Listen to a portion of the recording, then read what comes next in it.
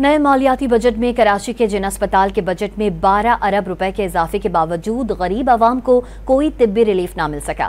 सहूलत के फुकदान, CT scan contrast और MRI कंट्रास्ट की सहूलत ना होने से मरीज दरबदर होने लगे हैं। मजीद तफसीलात जानते हैं डॉन न्यूज की नुमाइंदा अनम मशकूर से। अनम, बताइएगा, मरीजों से बात हुई है आपकी, क्या बताना है उनका?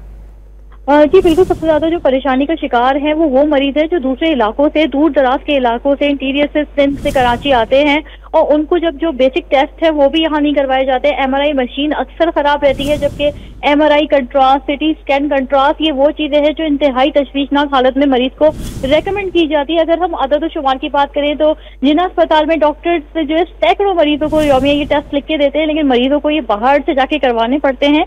इनकी अगर हम बात करें कि इनका जो कॉस्ट कितनी आती है सिटी स्कैन कंट्रास्ट और MRI कंट्रास्ट में, तकरीबन कहा जा रहा है कि प्राइवेट लेबोरेटरी से 25 से 40 हजार तक के ये टेस्ट होते हैं और इस टेस्ट की सहूलत इस वक्त जिना अस्पताल में नहीं है। अगर होती भी है तो उससे इंजेक्शन मंगवाने को कहा जाता है मरीजों को, जिसकी कॉस्ट तकरीबन 6,000 रुपए होती है और मरीज हर सूरत ये इंजेक्शन जो है बाहर से खरीदने में मजबूर होते हैं।